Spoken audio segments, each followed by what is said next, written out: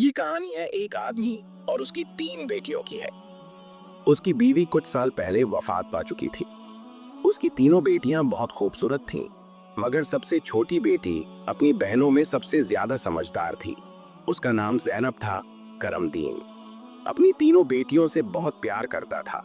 उसने कभी अपनी बेटियों को माँ की कमी महसूस नहीं होने दी। वह अपनी बेटियों की हर ख्वाहिश पूरी करता था। करमदीन की बेटियां बड़ी हो चुकी थी और अपने पिता के लिए खुद से खाना बनाने लगी थी।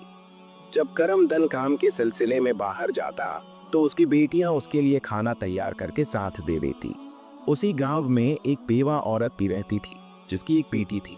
उस बेवा की आदत थी कि वह हर घर में कुछ ना कुछ मांगने के लिए चली जाती थी। जब करमदीन की बेटियां अपने पिता के लिए खाना बनाती तो वह औरत अक्सर उसी समय उनके घर आग मांगने के लिए आ जाती। लेकिन करमदीन की सबसे छोटी बेटी ज़ैनब को वह बेवा औरत बिल्कुल भी अच्छी नहीं लगती थी। जब भी वह औरत उनके घर आती, ज़ैनब अपनी बहनों से कहती, यह औरत हमारे घर क्यों आती? यह औरत बिल्कुल भी अच्छी नहीं है। बड़ी दोनों बहनें ज़ैनब को समझाती, देखो, यह बेवा औरत है और गरीब है। अगर हमारे घर से आग ले जाती है तो इसमें तुम्हारा क्या नुकसान है? ज़ैनब अपनी बहनों की बातें सुनकर चुप हो जाती, लेकिन वह कहती, देख लेना, यह औरत एक ना एक दिन हम सबके लिए मुसीबत खड़ी करेगी। यह सिलसिला यूं ही चलता रहा। वह औरत रोज उनके घर से आग लेने आती और मौका पाकर कर्मदन के खाने में राख मिला देती। कर्मदन ने जब अपने खाने में खराबी महसूस की तो उसने सोचा कि उसकी छोटी छोटी बेटियां खाना बनाती हैं, इसलिए उनसे कोई गलती हो जाती होगी। वह अपनी बेटियों से बहुत प्यार करता था और यह बात समझ नहीं पा रहा था कि उसकी बेटियां उसका खाना क्यों खराब कर रही हैं। फिर एक दिन कमदीन ने सोचा, आज मैं अपनी बेटियों पर नजर रखूंगा। आखिर मेरी बेटियां अचानक से मेरे खाने में मिलाने लगी हैं। जब करमदन की बेटियां खाना बनाने लगी तो वह चुप कर उन्हें देखने लगा। उसकी बड़ी बेटी साफ पानी से चावल धो रही थी, छोटी बेटी सालन बना रही थी और सबसे छोटी बेटी ज़ैनब बर्तन साफ कर रही थी, जिन बर्तनों में खाना डाला जाना था। कुछ ही देर में खाना पककर तैयार हो गया। खाने में कोई खराबी नहीं थी। करमदन परेशान था, लेकिन फिर अचानक उसने जो देखा उससे उसके पैरों तले जमीन खिसक गई। उसने देखा कि वही बेवा औरत उनके घर आग लेने आई है और उसकी छोटी बेटी ज़ैनब उससे बहस कर रही है। वहीं उसकी दूसरी बहनें ज़ैनब को समझा रही थी, कोई बात नहीं ज़ैनब, यह बेवा औरत है, इसे आग लेने दो, बड़ी बहन ने कहा। लेकिन उस बेवा औरत ने आग लेने के बहाने नजरें बचाकर करमदीन के खाने में राख मिला दी और सारा खाना खराब कर दिया। ये देखकर करमदीन को बहुत गुस्सा आया। दूसरे दिन करमदीन ने उस बेवा औरत को अपने घर बुलाया और गुस्से में पूछा, तुम्हारी हिम्मत कैसे हुई मेरा खाना खराब करने की?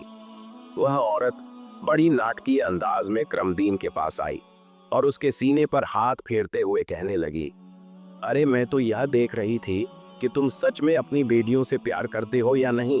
खाना खराब होने पर तुम उन्हें डांटते हो या नहीं, लेकिन तुम तो बड़े अच्छे इंसान निकले, अपनी बेटियों से बहुत प्यार करने वाले। तुमने तो मेरी चोरी फौरन पकड़ ली।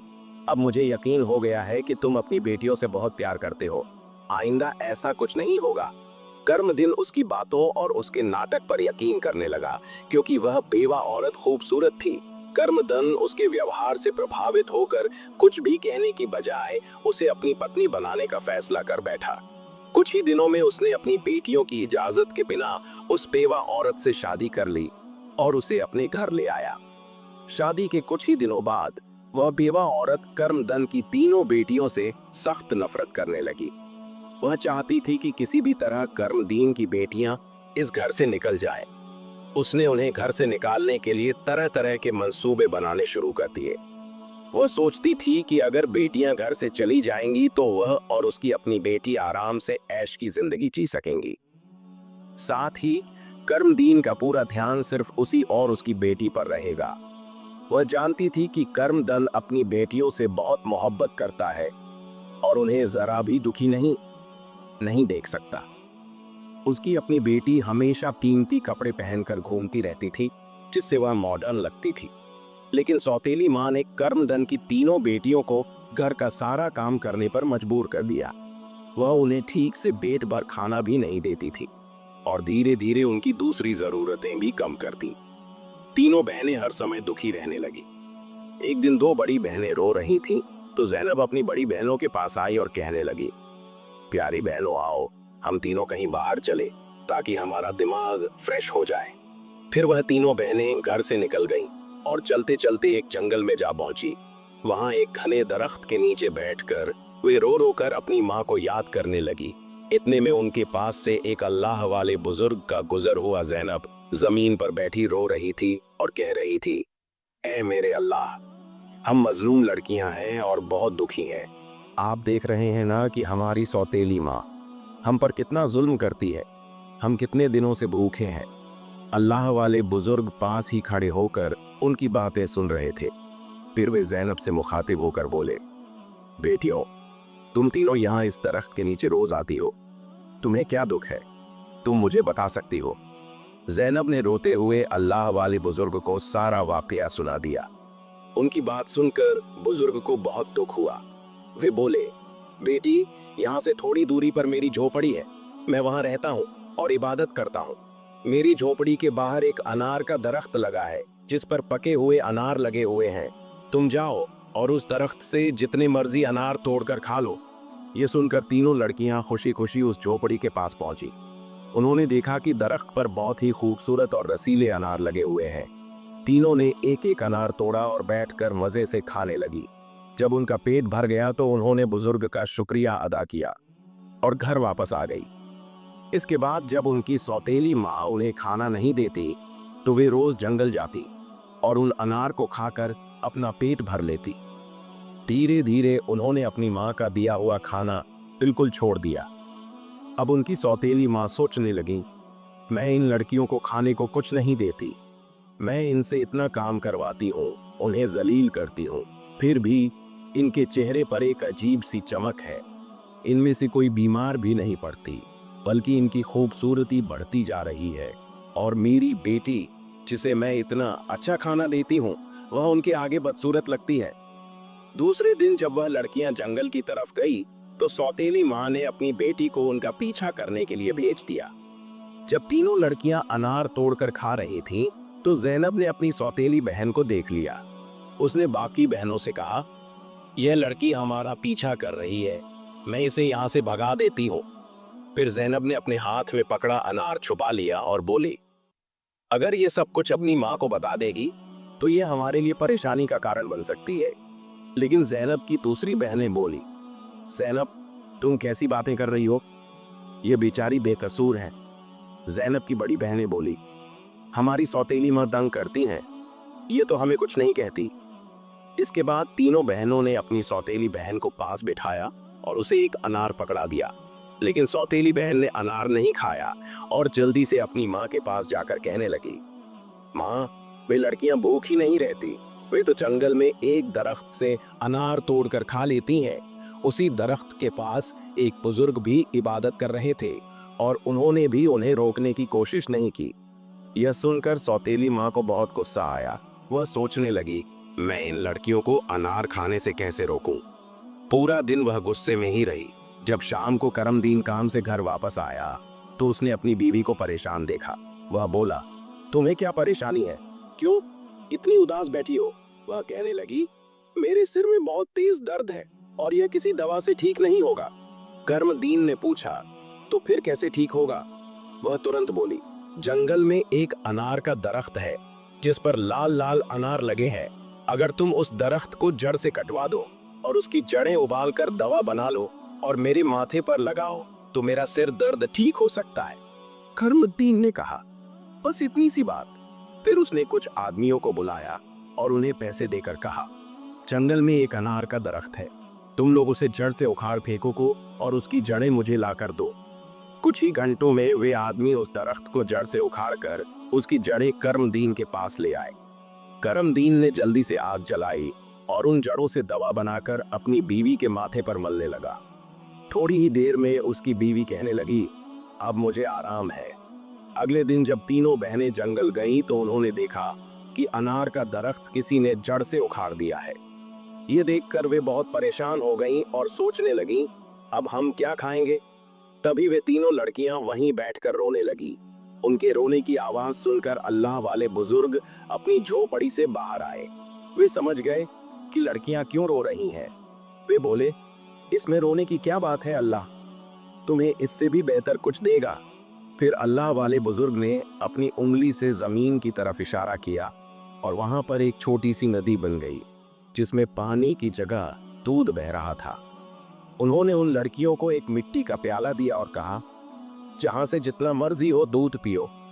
लड़कियां बहुत खुश हुईं और मिट्टी के प्याले में दूध भरकर पीने लगी। जब उनका पेट भर गया तो वे बुजुर्ग का शुक्रिया अदा करके घर वापस आ गई।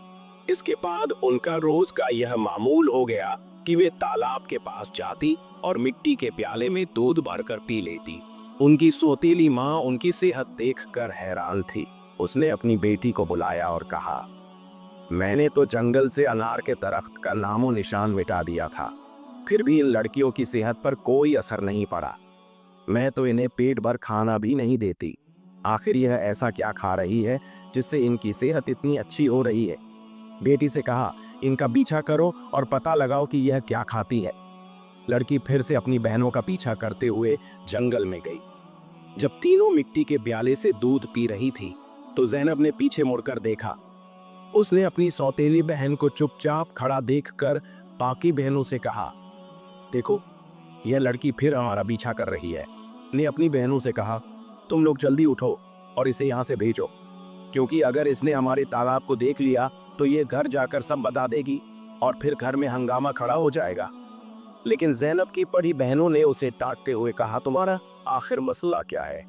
माना कि हमारी सौतेली माँ हम पर जुल्म करती है, लेकिन इसमें इस बेचारी का क्या कसूर? जैनब यह सुनकर चुप हो गई। इसके बाद तीनों ने अपनी सौतेली बहन को नदी के पास बिठाया और के प्याले में दूध भरकर उसे दिया। उस लड़की ने दूध पिया और जल्दी से अपनी माँ के पास पहुंचकर तालाब और दूध वाली पूरी बात बता दी। सौतेली माँ को यह सुनकर बहुत गुस्सा आया। उसने अपने गांव के कुछ आदमियों को बुलाया और कहा, तुम जितने पैसे चाहो मैं तुम्हें दूंगी, लेकिन तुम्हें जंगल में जाना होगा। वहां एक बुजुर्ग की झोपड़ी और तालाब है। तुमने वह झोपड़ी खत्म कर देनी है और तालाब में मिट्टी डाल देनी है। बदले में तुम्हें बहुत पैसा मिलेगा। कुछ ही देर में वे आदमी उसकी मर्जी के मुताबिक सब कुछ करके लौट आए। वह औरत अब बहुत खुश थी। अगले दिन जब तीनों बहनें जंगल में गईं, तो उन्होंने देखा कि वहां ना तो तालाब है और ना ही बुजुर्ग की झोपड़ी। यह देखकर उन्हें पहाड़ जैसा दुख हुआ। वे वहीं बैठकर रोने लगी और भूखी प्यासी अपने घर लौट आई। उनकी सौतेली माँ यह देखकर बहुत सुकून महसूस कर रही थी। एक दिन वह फिर बीमारी का बहाना बनाकर लेट गई। शाम को जब दन घर आया तो उसने अपनी बीवी को प्यार से कहा, चाहे मेरा सब कुछ बिक जाए लेकिन मैं तुम्हें कुछ नहीं होने दूंगा। लेकिन उसकी बीवी कुछ और ही चालें चल रही थी। उसने कहा, आपको इतना कुछ करने की जरूरत नहीं है। मेरी जिंदगी बचाने के लिए बस एक छोटा सा काम करो। कर्मदीन बोला, जल्दी बताओ क्या करना है, मैं वही करूंगा। उसकी बीवी बोली, तुम अपनी तीनों बेटियों का खून निकाल कर मेरे हाथों और पैरों की हथेलियों पर मल दो, तभी मैं ठीक हो सकती हूँ। यह सुनकर कर्मदन की आंखों में आंसू आ गए, क्योंकि वह अपनी बेटियों से बेहद मोहब्बत करता था। वह चुपचाप कमरे से बाहर निकला और अपनी बेटियों को ढूंढने लगा, लेकिन बेटियां घर में नहीं थीं। वह परेशान होकर उन्हें ढूंढते ढूंढते कब्रिस्तान पहुंचा। वहां उसने देखा कि उसकी तीनों बेटियां अपनी मां की कब्र के पास बैठकर रो रही हैं। यह देखकर करमदन का दिल कांप गया। एक तरफ उसकी बीवी की ख्वाहिश थी और दूसरी तरफ उसकी बेटियों की जिंदगी। कर्मदीन को समझ नहीं आ रहा था कि वह क्या करे। उसने सोचा कि उसकी बीवी उसकी बेटियों से कभी खुश नहीं होगी और उसकी बेटियां अपनी सौतेली मां के साथ खुश नहीं है। इसलिए उसने फैसला किया कि बेटियों को कहीं दूर ले जाएगा। उसने अपनी बेटियों को गले लगाया और कहा, ऐ बेटियों, तुम क्यों परेशान होती हो? मैं तुम्हें कहीं और ले चलता हूँ। वह अपनी बेटियों को एक घने जंगल में ले गया। वहां उसने मिट्टी का चूल्हा बनाया और बेटियों को खाना बनाकर खिलाया। जब बेटियों ने पेट भरकर खाना खा लिया तो वे एक दरख्त के नीचे सो गई। करमदीन ने अपनी बेटियों को वहीं सोते हुए छोड़ दिया और वहां से भाग गया। उसके दिल में यही ख्याल था कि कम से कम मेरी बेटियां जिंदा तो रहेंगी और अपनी सौतेली माँ के जुल्म से बची रहेंगी। रास्ते में उसने एक हिरण का शिकार किया और उसका खून लेकर अपनी बीवी को दे दिया। उसकी बीवी ने वह खून अपने हाथों और पैरों पर लगाया और खुश होकर कहा, अब मुझे आराम है।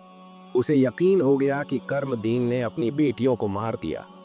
दूसरी तरफ जब तीनों बहनें जागी तो उन्होंने देखा कि उनका बाप उन्हें छोड़कर जा चुका है। वे अपने बाप को पुकारने लगी। जंगल में जंगली जानवरों की आवाजें सुनकर वे डर गईं और रोने लगी। इत्तेफाक से उसी जंगल में 3 दोस्त शिकार के लिए आए थे। जब वे शिकार करके लौटने लगे तो उनमें से एक दोस्त, जिसका नाम नासिर था, कहने लगा, मुझे लगता है, नासिर ने कहा, यहाँ कोई मुसीबत में है क्या? तुम लोग किसी के रोने की आवाज नहीं सुन रहे। मुझे तो किसी के रोने की आवाज आ रही है। चलो जल्दी से देखते हैं, शायद किसी को हमारी मदद की जरूरत हो। फिर तीनों दोस्त आवाज की दिशा में चल पड़े।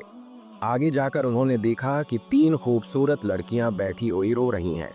नासिर आगे बढ़ा और उनसे पूछा, तुम यहाँ अकेली क्या कर रही हो और इतना क्यों रो रही हो? जैनब ने नासिर को अपनी पूरी कहानी सुना दी। लड़कों को उन पर बड़ा तरस आया। वे आपस में कहने लगे, क्यों ना हम इन लड़कियों से शादी कर लें, इन्हें एक छत मिल जाएगी और हमारी जिंदगी भी सुकून से गुजरने लगेगी। फिर उन तीनों लड़कों ने उन तीनों लड़कियों से शादी कर ली। जैनब की शादी नासिर के साथ हो गई। संयोग से उन तीनों दोस्तों के घर पास पास थे। तीनों बहनें खुशी खुशी अपने अपने घरों में रहने लगी। 1 साल के बाद जैनब के घर में बेटे की पैदाइश हुई। यह देखकर नासिर के दोस्त और जैनब बहनें बहुत खुश हुई। धीरे धीरे जैनब का बेटा 2 साल का हो गया। एक दिन नासिर ने अपने दोस्तों से कहा, मेरा आज फिर जंगल में शिकार करने का मन हो रहा है, चलो शिकार पर चलते हैं। लेकिन उसके दोस्तों ने मना कर दिया और कहा, हमें तो किसी जरूरी काम से जाना है, हम तुम्हारे साथ जंगल नहीं जा सकते। नासिर ने जैनब से इजाजत ली और अकेला ही जंगल में शिकार के लिए चला गया। लेकिन इसके बाद कई दिन गुजर गए और नासिर घर वापस नहीं आया। जन बहुत परेशान हो गई। उसकी बहनें भी उसकी चिंता देखकर चिंतित हो गई। जैनब के जीजा नासिर के दोस्त ने उसे तसल्ली देते हुए कहा, तुम फिक्र मत करो, हम नासिर को ढूंढकर जरूर वापस लाएंगे। लेकिन करनी खुदा की यह हुई कि नासिर के दोस्त भी उसे ढूंढने जंगल गए, लेकिन वे भी वापस नहीं लौटे। उन तीनों बहनों पर एक बार फिर से गम का पहाड़ टूट पड़ा। एक दिन जैनब अपने बेटे को सुला रही थी कि दरवाजे पर दस्तक हुई। उसने जल्दी से जाकर दरवाजा खोला तो क्या देखती है कि एक बुजुर्ग फकीर, जिसने हरे रंग के कपड़े पहने हुए थे, दरवाजे पर खड़ा है। जैनब उसे देखकर बोली, बाबा, मेरा शौहर घर पर नहीं है, मैं आपको घर में आने की इजाजत नहीं दे सकती। जब मेरा शौहर आएगा तब आप आ जाना उस पर। फकीर बोला, बेटी, मुझे बहुत भूख लगी है, किसी भूखे को खाना खिलाने में क्या हर्ज है। जैनब ने मजबूरी में उस फकीर को घर में बुला लिया और उसके लिए खाना बनाने लगी। लेकिन वह जादूगर फकीर बुरी नजरों से जैनब को देखता रहा।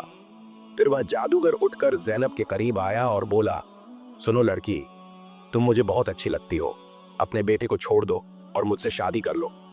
जैनब डर के मारे कांपने लगी और बोली, बाबा, आप कैसी बातें कर रहे हैं? मैं शादीशुदा हूँ और एक बच्चे की माँ हूँ, आपकी हिम्मत कैसे हुई? ऐसा कहने की यह सुनकर जादूगर फकीर को गुस्सा आ गया। उसने अपने जादू से जैनब को कुतिया बना दिया और उसके गले में रस्सी डालकर खींचते हुए ले जाने लगा। इधर जैनब का बेटा जोर जोर से रो रहा था। जैनब की बहनों ने जब उसके बेटे के रोने की आवाज सुनी तो वे भागती हुई उसके घर आई। उन्होंने जल्दी से जैनब के बेटे को गले लगाया और अपनी बहन को घर में ढूंढने लगी, लेकिन उन्हें जैनब कहीं नजर नहीं आई। उनकी सौतेली माँ के बाद अब जैनब भी गायब हो चुकी थी। वक्त इसी तरह गुजरता रहा। अब जैनब को गुम हुए भी साल का लंबा वक्त गुजर चुका था। इस दौरान जैनब का बेटा जवान हो चुका था। वो उसकी दोनों खालाओं ने मिलकर पाला था। एक दिन जैनब की खालाओं ने उसे उसकी माँ के बारे में सारी सच्चाई बताई। यह सुनकर वह बहुत परेशान हो गया और बोला, खाला, आज मैं अपने माँ बाप को जरूर ढूंढने जाऊंगा। उसकी खालाओं ने उसे समझाते हुए कहा, बेटा, जो होना था वह हो चुका, जिन्हें जाना था वे चले गए। अब हम तुम्हें नहीं खोना चाहती। हमारे शौहर भी जंगल गए थे और वे भी कभी वापस नहीं आए। अगर तुम भी चले गए तो हम किसके सहारे जिएंगे? लेकिन लड़के ने कहा, खाला, आप फिक्र मत कीजिए, मैं अपने बाप और माँ की सबको ढूंढ कर वापस जरूर लाऊंगा। फिर वह लड़का जंगल की तरफ निकल पड़ा। कई दिनों तक जंगल में इधर उधर भटकता रहा, लेकिन उसे कुछ समझ नहीं आया कि वह अपने माँ बाप को कहाँ ढूंढे। इसी तरह तलाश करते करते वह एक ऐसे इलाके में पहुंचा जो पूरी तरह पत्थरों का इलाका था। वहां उसने पत्थर की इमारतें देखी और एक खूबसूरत छोटा सा पत्थर का घर देखा। वह और से उस घर को देख रहा था कि तभी उस घर से एक बुजुर्ग बाहर आए और बोले, बेटा, तुम यहाँ नए लगते हो, तुम्हें इस खतरनाक इलाके में आने की क्या जरूरत थी? लड़के ने जवाब दिया, बाबा जी, मैं अपने माँ बाप और ताया जी को ढूंढने के लिए यहाँ आया हूँ। मेरी माँ को एक जादूगर ने कुतिया बनाकर अपने साथ ले गया था। अल्लाह वाले बुजुर्ग बोले, बेटा, यह इलाका एक बहुत बड़े जादूगर का है। वह बहुत ताकतवर है। जो भी उससे पंगा लेता है या उसे बेइज्जत करता है, वह उसे पत्थर का बना देता है। ये जो तुम अपने इर्द गिर्द पत्थर देख रहे हो, ये भी कभी इंसान थे। जादूगर ने इन्हें पत्थर बना दिया। कुछ साल पहले यहाँ एक नौजवान आया था। उसके बाद उसके पीछे दो और नौजवान आए। जादूगर ने उन्हें पेड़ और पत्थर में बदल दिया और उसने एक नेक पाकीज़ा लड़की को भी साल से कैद करके रखा है। वह जादूगर उस लड़की से शादी करना चाहता है, लेकिन वह लड़की किसी भी तरह मान नहीं रही। बुजुर्ग की बातें सुनकर लड़का सोचने लगा, यकीनन यह लड़की मेरी माँ है और यह लोग मेरे ही परिवार के लोग हैं। आखिरकार मैंने अपनों को ढूंढ ही लिया। इसके बाद लड़के ने बुजुर्ग को अपनी सारी कहानी बताई और कहा, बाबा जी, आप मेरी मदद करें। इन लाचार लोगों को बचाने का कोई तरीका बताएं। बुजुर्ग, जिनकी झोपड़ी को कभी जैनब की सौतेली माँ ने जला दिया था, मुस्कुराए और बोले, बेटा, अल्लाह हमेशा नेक दिल वालों की मदद करता है। तुम्हें हिम्मत नहीं हार चाहिए। अल्लाह वाले बुजुर्ग मजबूरन इस खतरनाक इलाके में आकर रहने लगे। उन्होंने लड़के से वादा किया, मैं तुम्हारा साथ जरूर दूंगा। बुजुर्ग सोचने लगे, क्या पता इस लड़के की माँ को छुड़वाने से बाकी कैदियों को भी जादूगर की कैद से आजादी मिल जाए।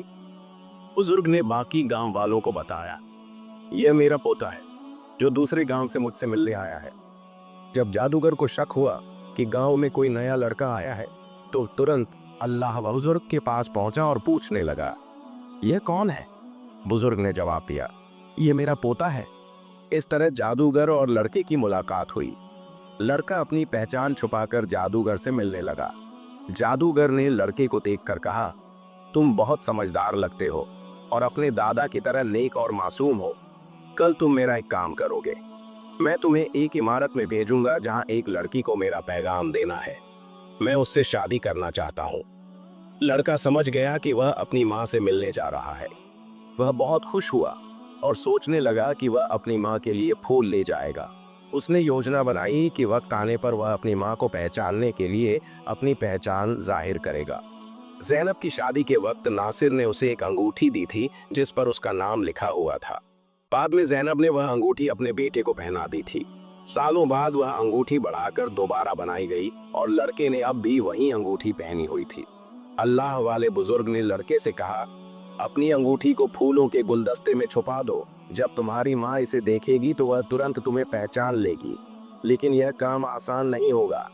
जादूगर ने ज़ैनब की निगरानी के लिए एक चौकीदार तैनात कर रखा है जो हर वक्त सख्ती से नजर रखता है। जादूगर अल्लाह वाले बुजुर्ग की बहुत इज्जत करता था और उनके पोते को नेक समझता था। उसने लड़के को गुलदस्ता देकर रोजाना ज़ैनब के पास भेजना शुरू कर दिया। लड़के की कम उम्र महज साल की वजह से जादूगर को उस पर कोई शक नहीं हुआ। ज़ैनब को एक कमरे में कैद करके रखा गया था जहां किसी मर्द को जाने की इजाजत नहीं थी। लड़का रोजाना गुलदस्ता लेकर ज़ैनब के पास जाता और वहां जादूगर की एक दासी हमेशा ज़ैनब के साथ रहती। एक दिन किस्मत ने लड़के का साथ दिया। ऐसा मौका मिला जब कमरे में ज़ैनब के सिवा कोई नहीं था। लड़के ने जल्दी से अपनी उंगली से अंगूठी उतारी और फूलों के गुलदस्ते में छुपाकर ज़ैनब के कदमों में रख दिया। जैसे ही गुलदस्ता जमीन पर रखा, अंगूठी की आवाज हुई। ज़ैनब ने हैरानी से गुलदस्ता उठाया और फूलों में बंधी अंगूठी को पहचान लिया। ये वही अंगूठी थी जो उसने सालों पहले अपने बेटे को पहनाई थी। ज़ैनब की नजरें फौरन गुलदस्ता लाने वाले लड़के की तरफ उठी। दोनों की नजरें मिलते ही हकीकत साफ हो गई। जादूगर ने ज़ैनब को कैद कर रखा था, लेकिन उसका बेटा अपनी माँ को आज़ाद कराने का मंसूबा बनाने लगा। जैनब ने जादूगर से शादी की रजामंदी जताई और उसकी ताकत का राज मालूम किया। जादूगर ने बताया कि उसकी जान एक तोते में है जो एक पिंजरे में बंद है और एक घने जंगल के दरख्त के नीचे सख्त पहरे में रखा गया है। जैनब ने यह राज अपने बेटी को बताया, लेकिन उसे खतरे से बचाने के लिए जाने से मना किया। फिर भी बेटे ने अपनी मां को यकीन दिलाया कि वह कामयाब होकर लौटेगा। कई दिनों की मशक्कत के बाद वह जंगल में पहुंचा। एक मौका देखकर उसने तोते को पास से निकाल लिया और जादूगर की इमारत तक वापस ले आया। जादूगर उसे देखकर तोते की वापसी की भीख मांगने लगा। लड़के ने चालाकी से जादूगर से सभी कैदियों को आजाद करवाया। इसके बाद उसने तोते के पंख खींचे, जिससे जादूगर की ताकत खत्म हो गई। अंत में उसने तोते की गर्दन मरोड़ दी, जिससे जादूगर मर गया। लड़के ने अपनी मां जैनब, पिता नासिर और बाकी सभी कैदियों को आजाद कराया। फिर वह सब अल्लाह वाले बुजुर्ग के पास पहुंचे। सबने बुजुर्ग का शुक्रिया अदा किया और अपने घर लौट आए। जैनब की बहनें अपने शौहर से मिलकर बहुत खुश हुईं, जो जादूगर की कैद में सालों तक रहे थे। उनके पिता, जो अपनी बेटियों को खोने के गम में डूबे थे, उन्हें सही सलामत देखकर खुशी से रोने लगे। उन्होंने बेटियों से माफी मांगी और बताया कि उनकी बीवी की साजिशों की वजह से यह सब हुआ। बेटियों ने अपने पिता को तसल्ली दी और कहा, हम अपनी जिंदगियों से खुश हैं। उनके पिता ने बताया कि उनकी की सौतेली माँ, जो उन पर जुल्म करती थीं, एक गंदी बीमारी का शिकार होकर इस दुनिया से चली गई। इसके बाद सबने खुशी और सुकून के साथ अपनी जिंदगी गुजारनी शुरू की।